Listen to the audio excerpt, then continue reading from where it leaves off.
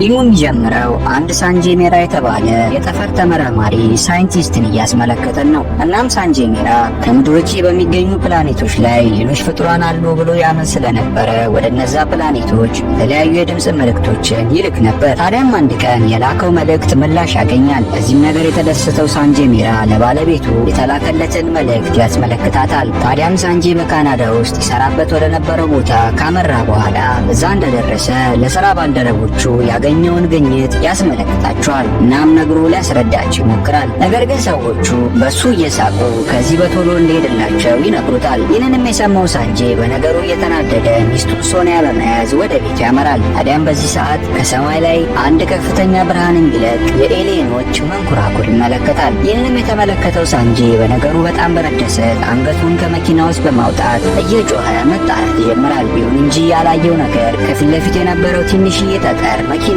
ይገለብጠዋል። በአደጋው ወቅትም ባለቤቱ ሶኒያ ብትተርፍም ዶክተር ሳንጄ ሜራ ግን ሕይወቱ ሊድን አልቻለም ነበር። እዛው ከመኪናው ጋር ተቃጥሎ ይሞታል። ይሄ አደጋ ከተፈጠረ በኋላ ሶኒያ ወደ ህንድ ተመልሳ ባለቤቷ ሲሞት እርጉዝ ስለነበረች ሮሂት የተባለ ልጅ ትወልዳለች። ሮሂትም በደረሰ የመኪና አደጋ የአእምሮ እድገት ውስንነት ያለበት ሕፃን ልጅ ነበረ። እናም ይህንን ነገር ሰርጀሪ ካረገ ሊሻለው እንደሚችል ነገር ግን በሮሂት አካል ላይ ፓራላይዝ የማድረግ አጋጣሚ እንዳለው ይነግሯታል። ይህንንም የሰማችው ሶኒያ ልጇን በሰርጀሪ ውስጥ እንዳያልፍ ለማድረግ ትወስናለች። እናም ካለበት እክል ጋር እንዲኖር ትወስናለች። ከተወሰኑ ዓመታት በኋላ ሮሂትም እድሜው እያደገ ይመጣል።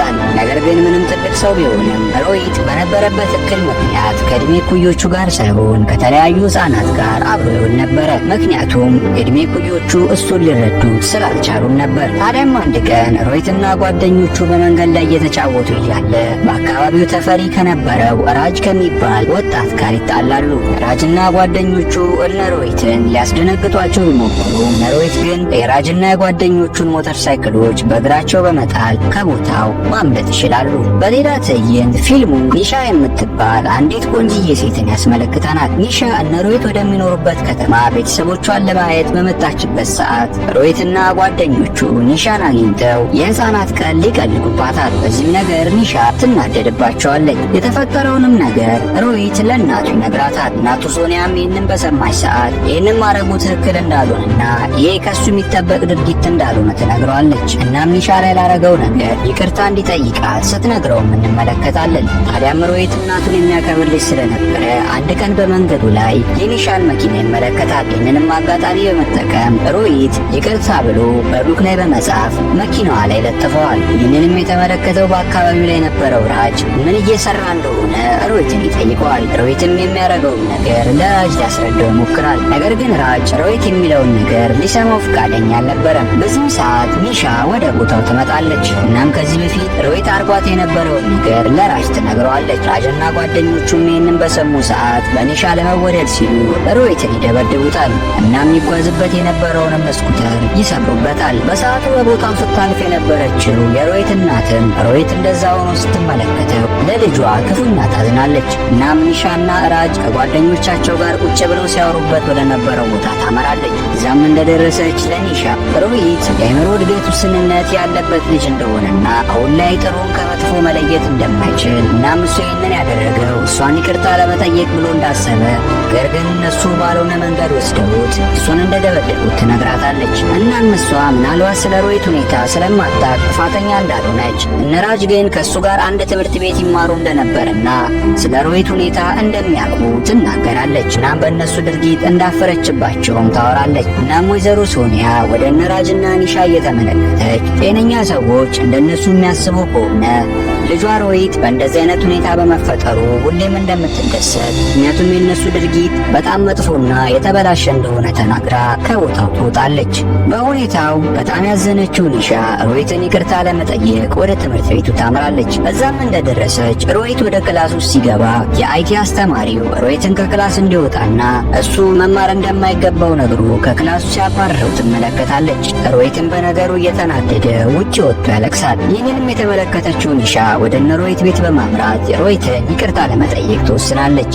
ሮሂትም ልክ ከትምህርት ቤት ሲመለስ ኒሻ ለሮሂት ሳይክል ገዝታ ትጠብቀዋለች። እናም ከሮሂትም ይቅርታ ትጠይቃለች። በእንደዚህ አይነትም ሁኔታ ሮሂትና ኒሻ መታረቅ ይችላሉ። ይህም ብቻ ሳይሆን ኒሻ ጓደኛዋን ራጅና ሌሎች ጓደኞቿንም ሮሂትን ይቅርታ እንዲጠይቁት ታደርጋቸዋለች። ከጊዜ ወደ ጊዜም ሮሂትና ኒሻ የበለጠ ጓደኛ ማቾች እየሆኑ መምጣት ይጀምራሉ። በሌላ ትዕይንት ኒሻ ለአባቷ ስለ ሮሂት ስትነግረው እንመለከታለን። የኒሻ አባትም ዶክተር ስለነበሩ ስለ ሮሂት ሁኔታ በሰሙ ሰዓት እሱ አሁን በዚህ ሰዓት የሚያስፈልገው ፍቅርና በለጠ ክትትል እንደሆነ ለኒሻ ይነግራታል። ታዲያም ይህንን የሰማችው ኒሻ ሮሂትን የበለጠ ወደ እሷ ማቅረብና አብራው መሆን ትጀምራለች። ይባስም ብሎ አንድ ቀን ሮሂት ለኒሻ ጽጌረዳ አበባ ይሰጣታል። ኒሻም በነገሩ እየሳቀች ሮሂትን ጉንጩን ከሳመችው በኋላ ከዚህ በኋላ የእሱ ፍቅረኛ እንደሆነች ትነግረዋለች። ቤተሰቦቿንም ታስተዋውቀዋለች። ሮሂትም በነገሩ ይደሰታል። ከዚያም ወደ ክፍሏ ወስዳው ስትጠቀምበት የነበረውን ኮምፒውተር ታሳየዋለች። ሮሂትም ይህንን ባየ ሰዓት እሱም ቤቱ አባቱ ይጠቀምበት የነበረ የድሮ ኮምፒውተር እንዳለ ይነግራታል።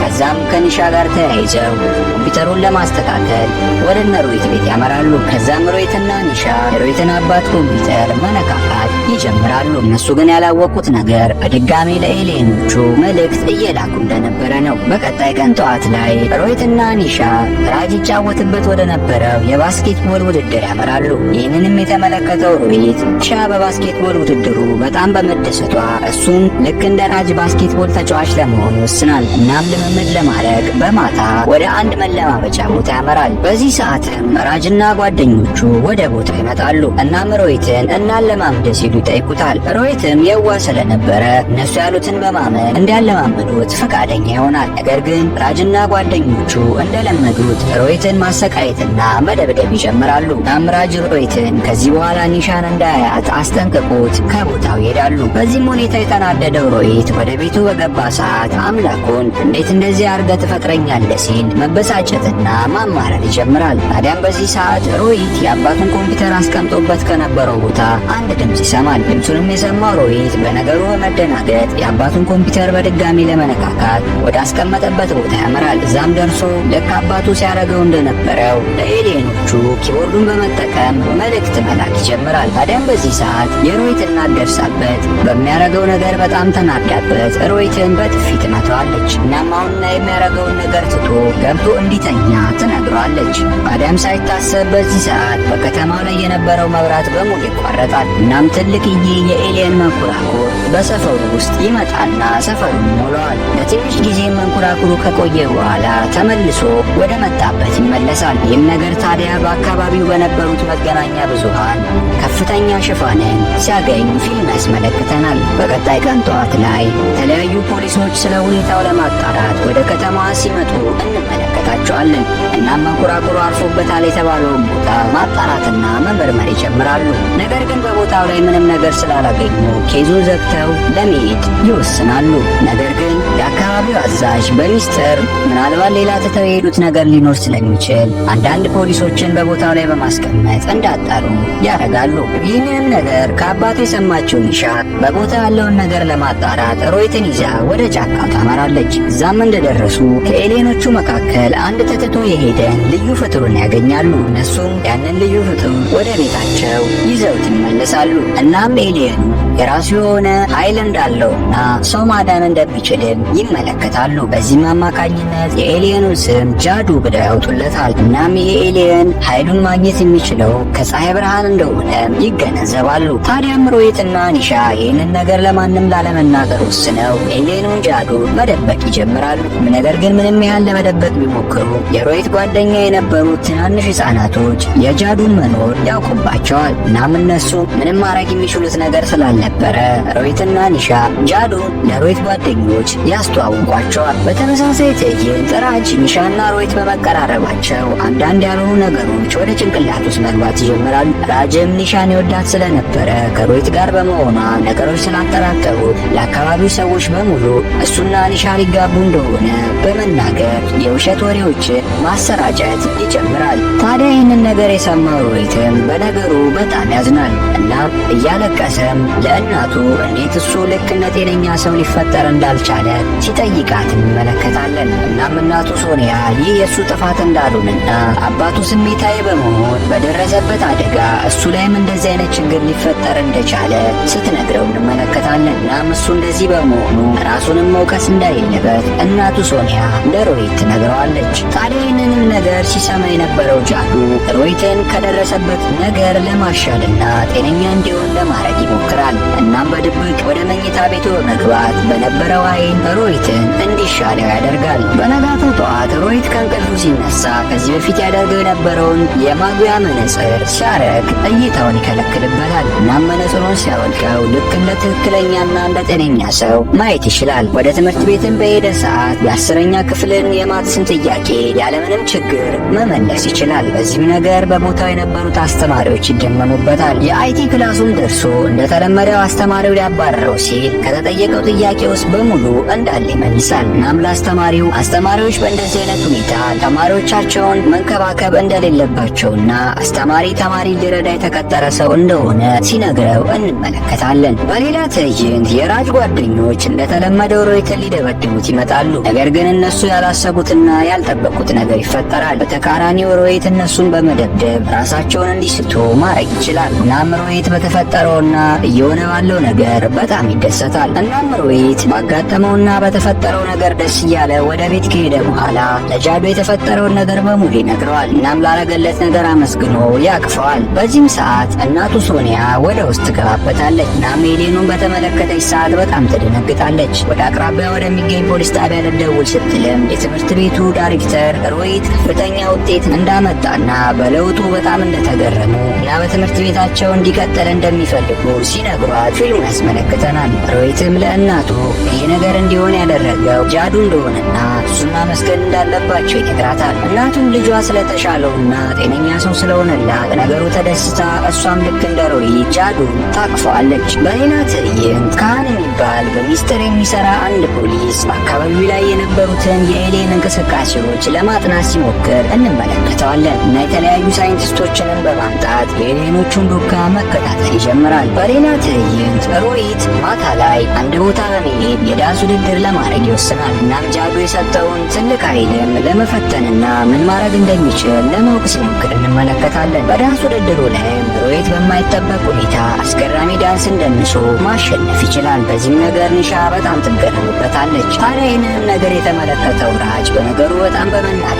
ሊናገረው ወደ እሱ ጋር ይመጣል። ነገር ግን ሮሂት የራጅን ንግግር ካስቆመው በኋላ እሱና ጓደኞቹን የባስኬትቦል ግጥሚያ እንዲገጥማቸው ይነግረዋል። ራጅም በነገሩ በጣም እየሳቀ ሮሂትን ለመግጠም ይወስናል። እናም የባስኬትቦል ግጥሚያው ቀን ደርሶ ሮሂትና ጓደኞቹ ከነራጅ ጋር ፊልሚያቸውን ይጀምራሉ። እናም በጃዱ አማካኝነት ሮሂትና ጓደኞቹ ሲገጥሟቸው የነበሩትን ራጅና ጓደኞቹን ማሸነፍ ይችላሉ። ይህንንም ካደረገ በኋላ ሮሂት ወደ ኒሻ ቤተሰቦች ጋር በመሄድ እሱ ኒሻን እንደሚወዳትና ሊያገባት እንደሚፈልግ አሁን ጤነኛ ሰው እንደሆነና ለማንኛውም ሰው ቤተሰብ ማስተዳደር እንደሚችል ይነግራቸዋል። ይህንንም የሰማችው ኒሻ በነገሩ ትደናገጣለች። ከዛም ለብቻው ልታወራው ትወስደዋለች። ከዛም ሮሂት ለኒሻ ለቤተሰቦቹ ያላትን ነገር ይደግምላታል። ኒሻም ለሮሂት እሷም ልክ እንደሱ እንደምትወደው ትነግረዋለች። በሌላ ትዕይንት ጃዱን ከቤት ይዘውት ወጥተው የነበሩት የሮሂት ጓደኞች በነራጅ ሲባረሩ እንመለከታቸዋለን። እናም መንገድ ላይ ሳያስቡት የሮሂት ጓደኞች ጃዱን ይጥሉታል። ታዲያም ጃዱ በወደቀ ሰዓት በአካባቢው የነበረ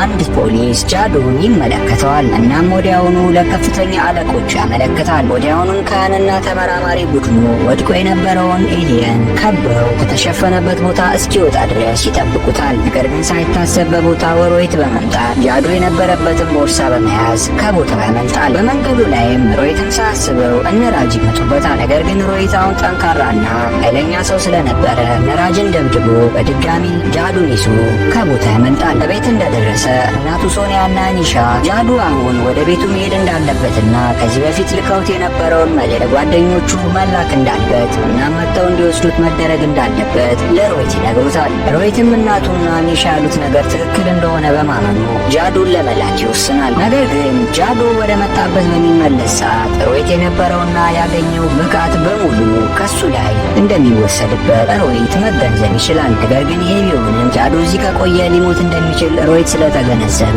ምንም ቢሆን እሱን ለመላክ ይወስናል። ወዲያውኑም ወደ አባቱ ኮምፒውተር በመሄድ መልእክቱን መላክ ይጀምራል። በተመሳሳይ ትዕይንት ካህንና ሌሎች ኢንስፔክተሮች በመሆን ወደ እነ ሮሂት ቤት በመምጣት ጃዱን እንዲሰጣቸውና እሱን በነፃ እንደሚለቁት ሲነግሩት እንመለከታለን። ነገር ግን ሮሂት ይህንን ከማድረግ ከቦታው ለማምለጥ በመወሰን ጃዱን ይዞ ሊያመልጥ ይሞክራል። ነገር ግን ፖሊሶች ቤቱን ከበውት ስለነበረ ሮሂት ማምለጫ ቦታ ስላጣ ጃዱና እሱ ይያዛሉ። ነገር ግን ፖሊሶቹ ጃዱን ብቻ ስለፈለጉት ሮሂትን ትተው ጃዱን ይዘውት ይሄዳሉ። ሮሂትም ጃዱን ከወሰዱት ሊሞት እንደሚችል ስለተገነዘበ ተስፋ ሳይቆርጥ እነሱን መከታተል ይጀምራል። በስተመጨረሻም ተከታትሎ ካገኛቸው በኋላ ጃዱን በድጋሚ ማስመለስ ይችላል። በተመሳሳይ ትዕይንትም ሮሂት መልእክት ልኮላቸው የነበሩት የጃዱ ቤተሰቦችም ወደ ምድር ተመልሰው በመምጣት ጃዱን ከቦታው ይወስዱታል። ጃዱም ልክ ወደ መጣበት እንደተመለሰ ሮሂት ከዚህ በፊት ወደ ነበረበት የአእምሮ እድገት ውስንነት ይመለሳል። በቀጣይ ትዕይንት ሮሂት ኤሌኑን ጃዱ